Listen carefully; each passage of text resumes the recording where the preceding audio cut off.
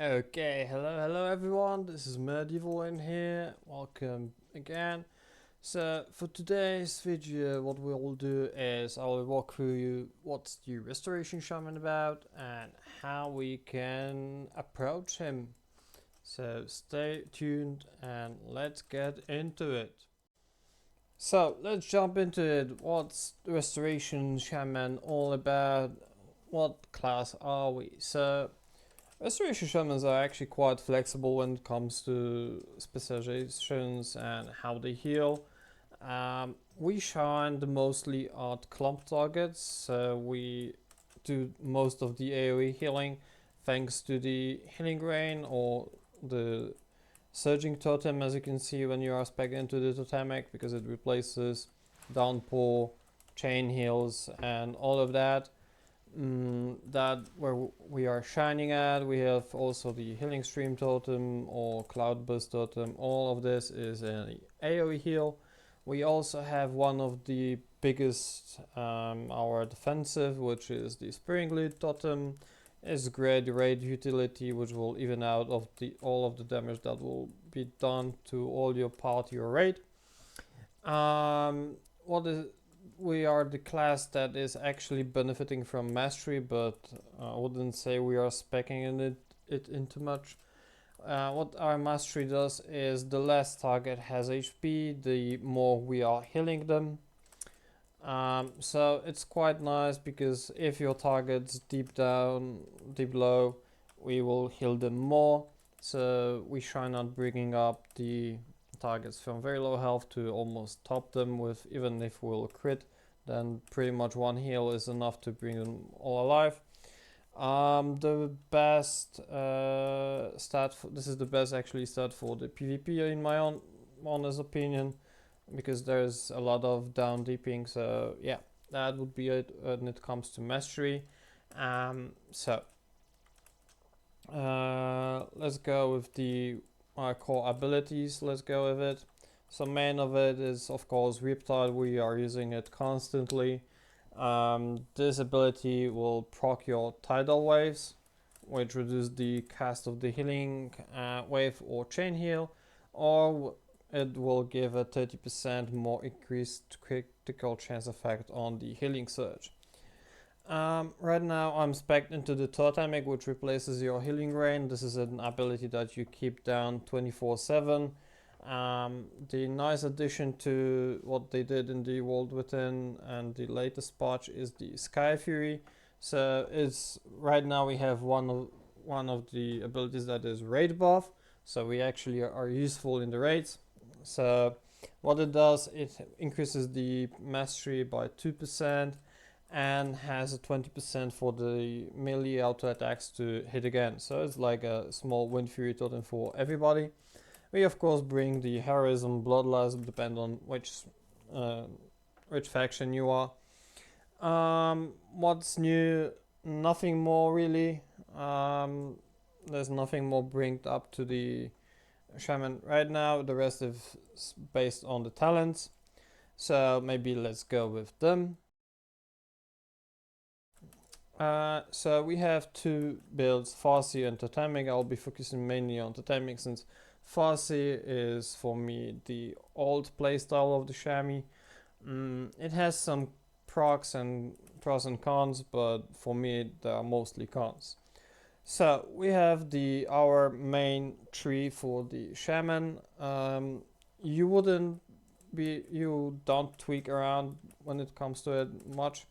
So this is my main Mythic Plus build. I will link it down below in the description, so please you will be able to copy it very easily. So let's dive into it. What's going on in here? Why I choose certain talents above other ones. So in Mythic Plus, what we value is interrupts, knockbacks, crowd control. Therefore, we have Capacitated Totem, Thunderstorm with the Thunder Shock, so it will knock up enemies up. That's our one of the major utilities. With the Totemic Recall, you can actually reset the the cap totem, throw it again, double the stun. Great utility. Everything is AoE, so we can keep up all the packs. In here, of course, we have few additions from the wall within. The first one is actually elemental resistances.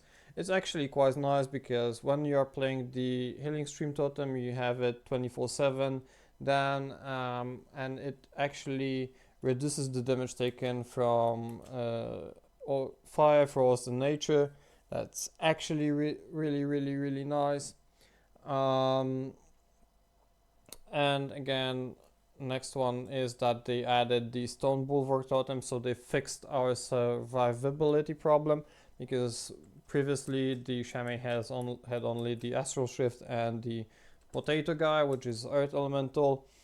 So right now we have additional very big shield that we can pop in case of emergency. That really helps us survive and not to proc our chief death. So yeah, that's a very great addition that the developers did for us. And next thing is what we do for movement. For movement, we have two major things for the wolf, our wolf form. So Spirit Wolf and Thunder's Paws. The difference between those is that Spirit Wolf is actually, from my perspective, is better because it's faster overall and it does the reduction. So after 4 seconds, you get around 20% of the damage reduced. Quite nice. 5% after initial change to the into Wolfie.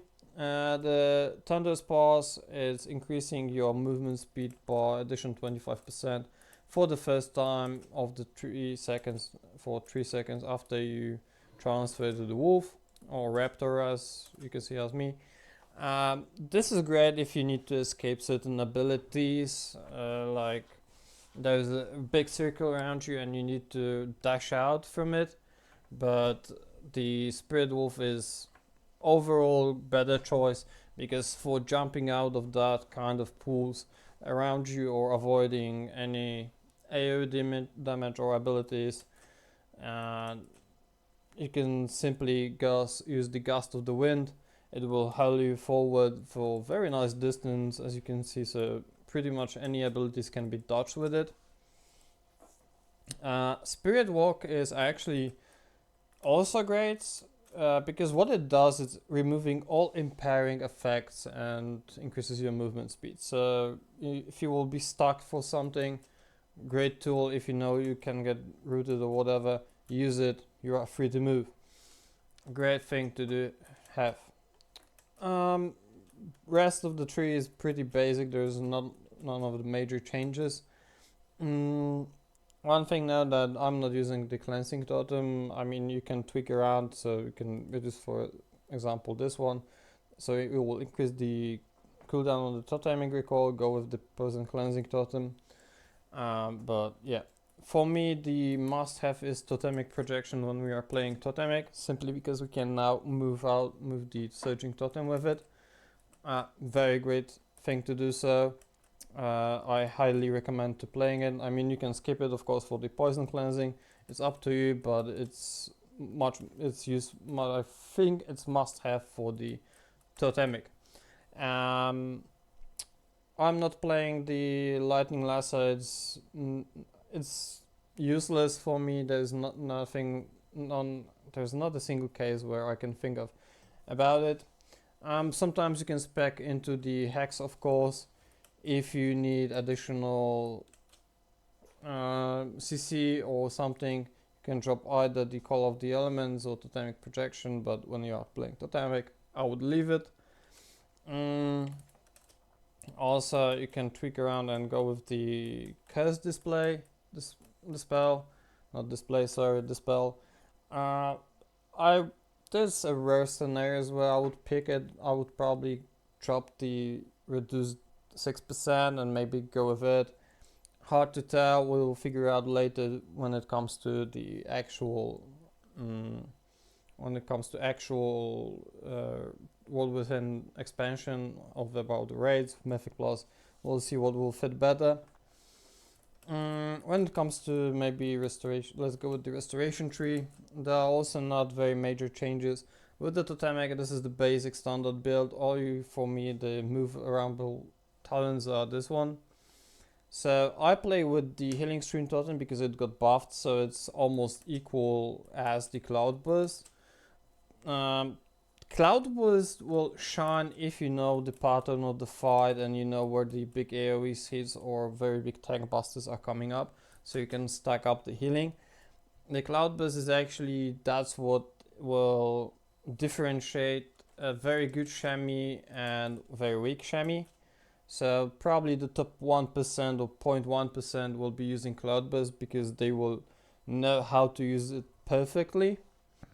The side note is that if you are using Cloudburst, the problem is that this talent drops in its value, so you can go probably like this.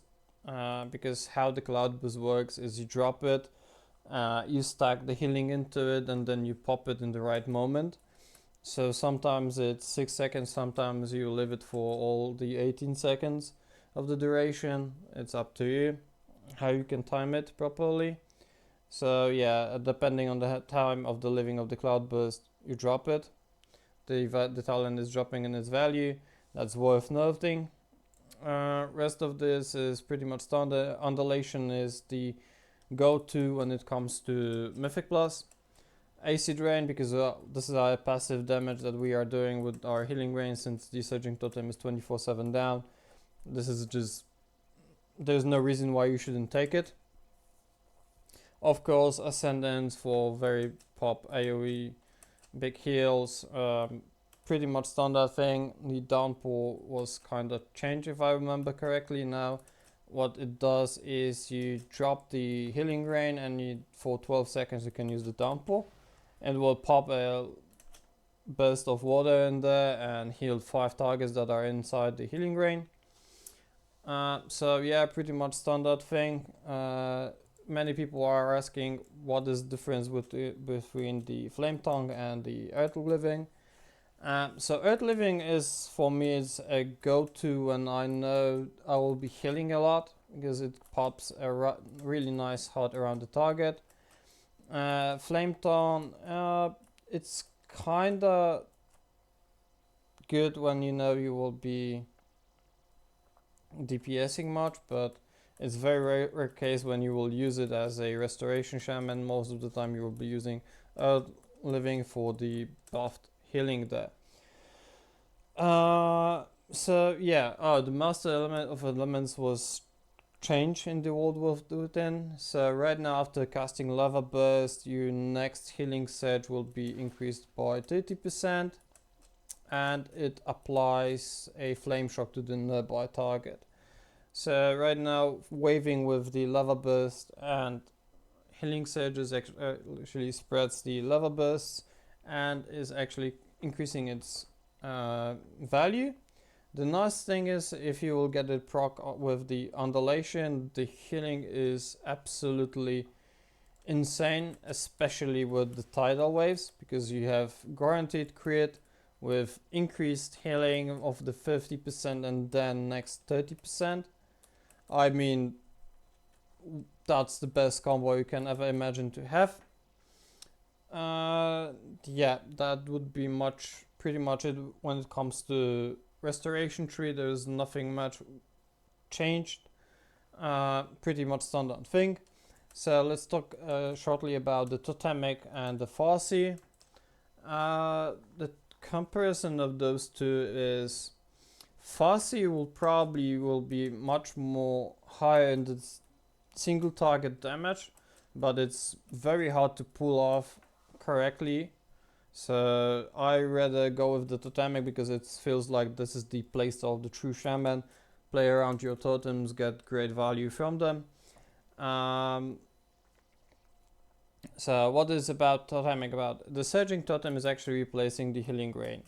So right now you have the ability to move your healing rain, and it's lasting for 24 seconds.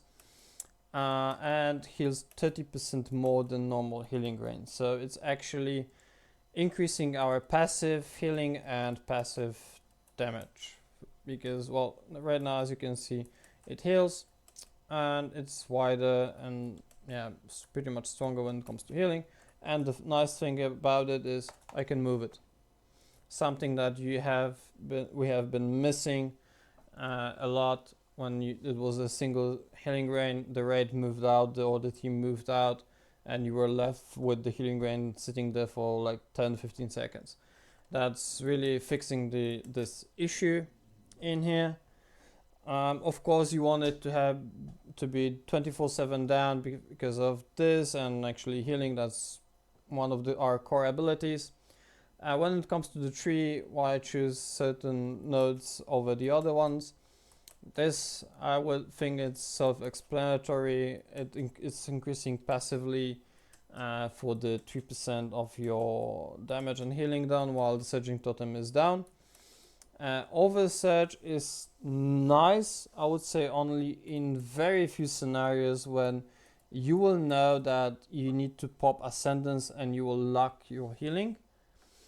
But the criteria that you need to meet for it to work properly is actually very, very, very hard to do so.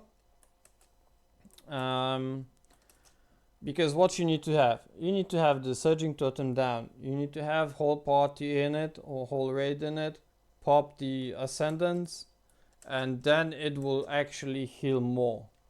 So it's quite annoying to fit because everybody will move around, so it's better just to have the flat 3% healing increase and damage increase while it's down.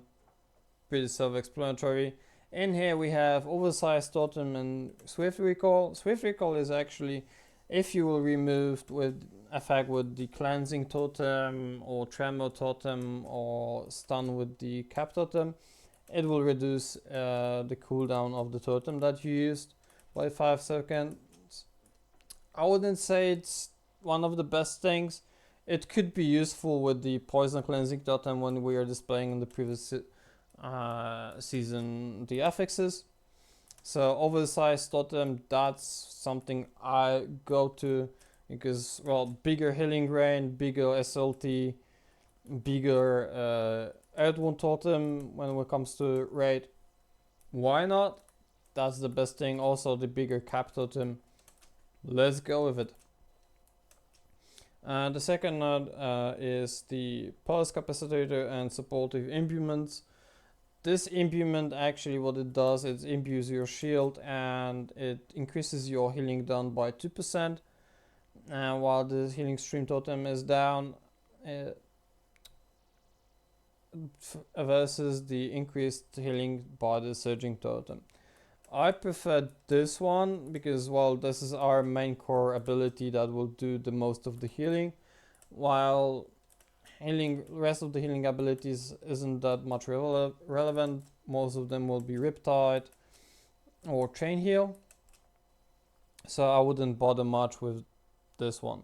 Maybe it will have some usability later. We'll figure out how the expansion will go. Next one, totemic coordination. Chain heals that are going from your totems are 20% more effective. More healing, why not? The other node is actually only affecting few totems that they will receive 10% healing from you. That's really useless for us, because that's the Earth and Wall totem that will be kept mostly on the tanks in the raid scenario, because we are using it only on raids. And Ancestor Protection Totem, well, I doubt we'll use it anywhere. Maybe if you want to cheat a bit about the like tongue busters or whatever. But other than that, I don't see any usability in it. The only nice thing is that it will be also affecting 10% from the Earth Gliving weapon, so if someone will have this heart, it will receive 10% more healing. For me, still useless because I need to proc something passive. That passive healing increase, passive stats, that's what shamans and generally healers want to have. When it comes to raid, there are a few changes in here. As you can see, we are changing a few talents. So in the main core tree, we are dropping, of course, the Thunderstorm, the Thundershock, and the Cap Totem. Why? Because, well, in raid you don't stun anything or knock up anything. That's the job of rest of the team. All you need to have is interrupt for the spell. That's your main goal. So we are changing it for the Refreshing Waters because you will be healing a lot yourself in the case of the emergency where you will drop down low. Great thing to have. Second thing, of course, Windrush Totem cooldown reduction. The best when you can pair it with the Totemic Recall, for example, and dash out, move out on the raid very quickly. That's what I choose in here. There's nothing much that I have changed, only we went for the Primordial Bond. What it does is basically giving you additional 5% reduced damage when the potato is out. We can also go with this one with the Winds of Alakir. Increases the movement speed of the ghost wolf by 10%, and if you have at least 3 or more totems active, your empowered movement speed is increased by 15%. That's one thing that I would probably go with. Sometimes maybe Poison Cleansing Totem. I rarely would go with the Mana Spring because, well, it's passive mana regeneration. Good to have if you don't need additional defensive. So you can go with this or Refreshing Waters, doesn't matter really. In the Restoration tree we did some couple of changes. First of all, we dropped Acid Rain because we are not focused on the raid for damaging the boss. That's less relevant when it comes to raids. So we removed it. We removed the Master of the Elements because, well, we'll be healing more in raids. Undulation is changed for the Unleashed Life. We dropped the Primordial Wave. For what? Okay, so the trick here is Earth and Wall Totem. Basically you will drop it and keep it on cooldown. You can Totemic Recall it and place another one twice. So we'll have 2 of them at one time. The nice thing about it is 2 minutes cooldown, so you can use it quite a lot.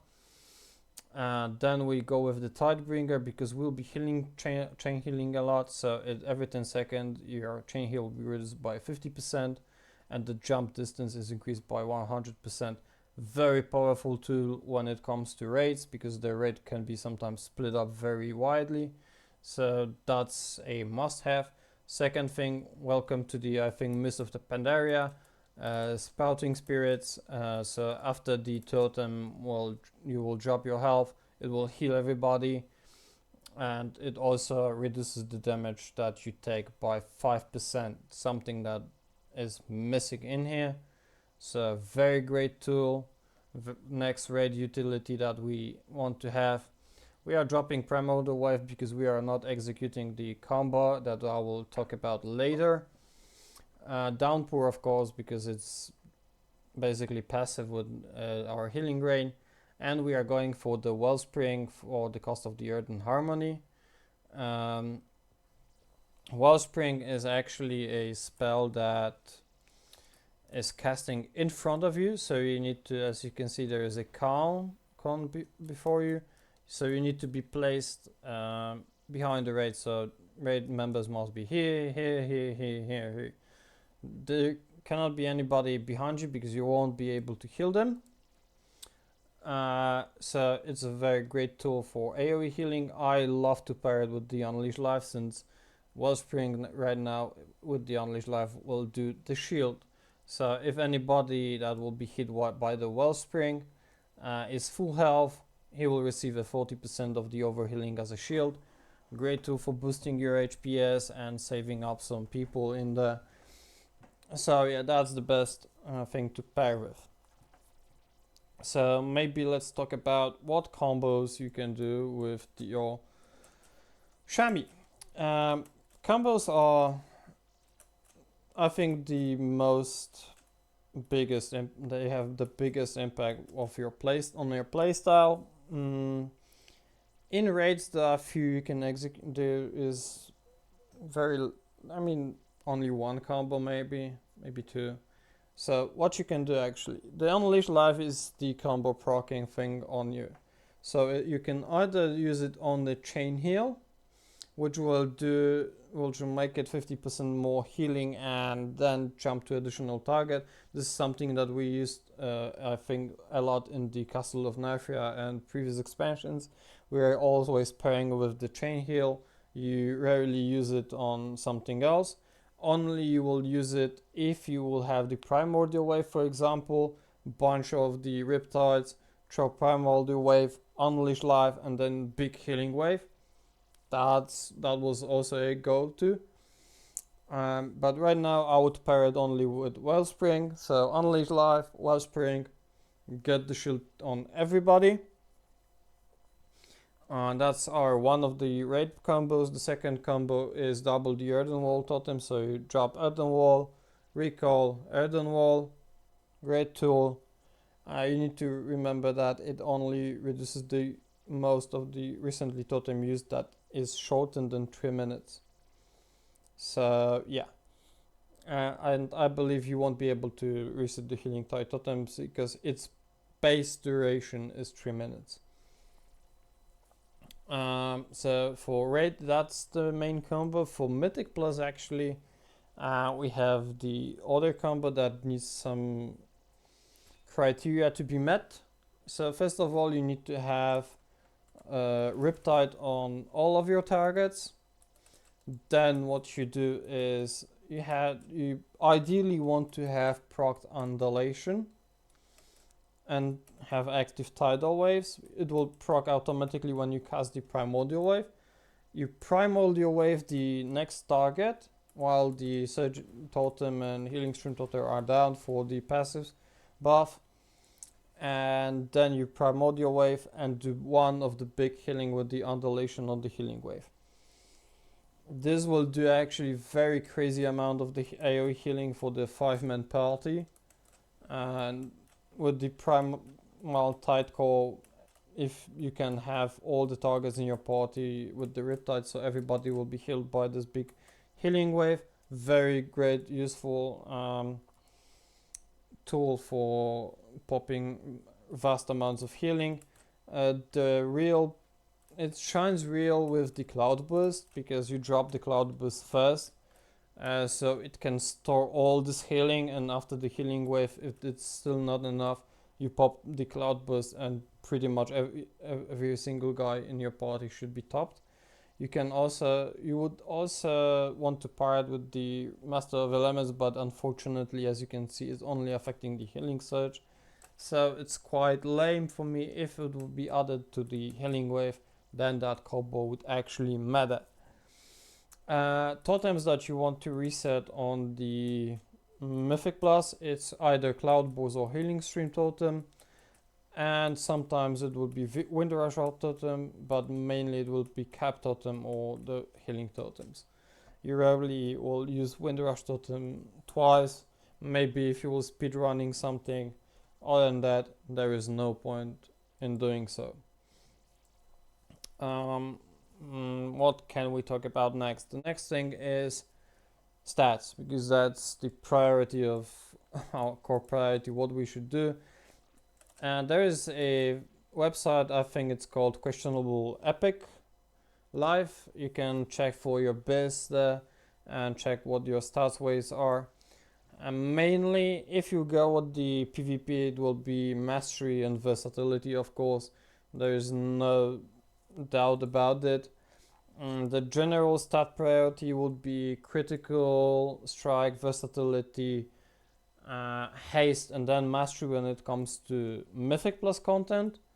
For the raid content, I would probably go with the critical, then maybe a little bit of haste and mastery and versatility last. Or maybe even I would tag mastery higher than the haste.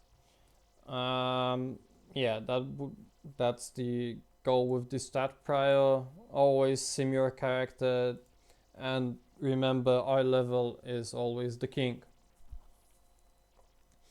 So what we can do next? The gear.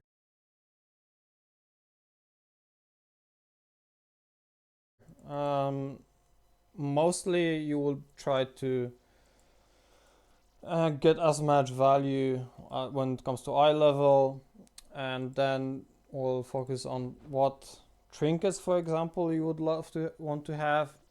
Unfortunately, when it comes to trinkets, one of them is dropping, unfortunately, from the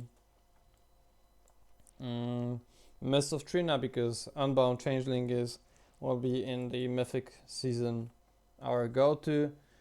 Prebis, I would go with the there are actually few of those, but let me check. Because Gale of Shadows, I believe, was dropping from where? Grim Battle. So it's a raid, if I'm not mistaken. Oh no, I don't know even. I will need to check it out, but the prep is go with the Empowering Crystal of Anupikijai. It's from the Dawnbreaker. And what it does, your abilities have to chance to empower your crystal, increasing your random stat by 3k. It's very good stat proc. As always, as a healer, you want passive trinket or passive stats that you can get value from, and it actually gives a lot of intellect, so great thing to have. Next one is the Blaziken Wax. It increases your versatility. It's dropped from the Dark Flame Clef, from the Blaziken. So it will be, which one, where is it?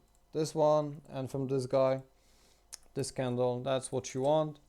And the second one is from the Dawnbreaker. So from here we have from, I believe, this boss, yeah, this trinket. A very nice stat boost.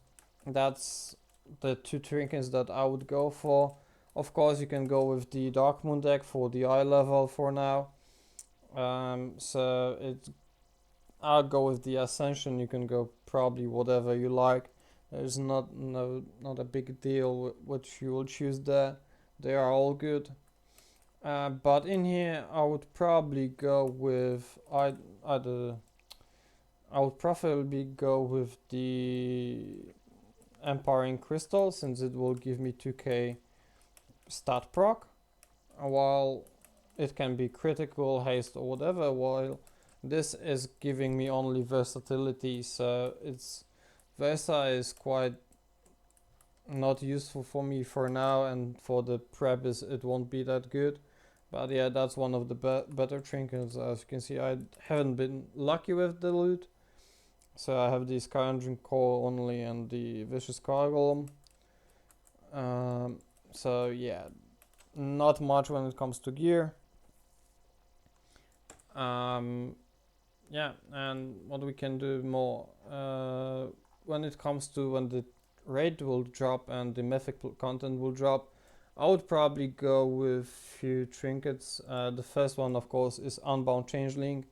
That would be the way to go, and Gale of the Shadows, because those are the two proc trinkets that I really like.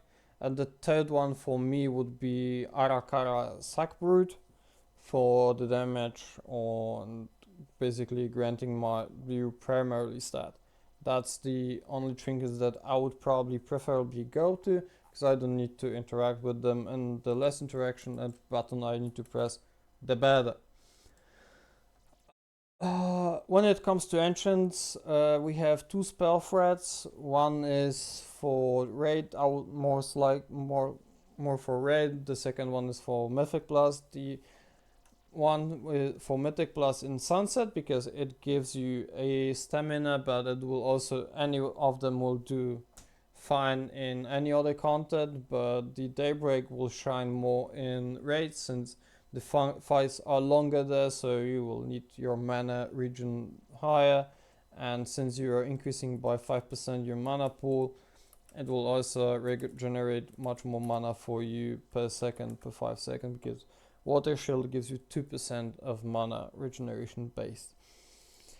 For chest, I would go with the primary stat, of course, and then I would probably go with for the cloak with the Winged Grace. It gives you avoidance, so less damage for you of the AoE spells, and the rest of them, or probably Leech, depends on the situation. That's the worst part about being Shammy, that you have 2 stat priorities for different content, so you probably should go with the two enchants for every single content. For rings, of course, there is only one way to go, and that's the stat that you are missing the most.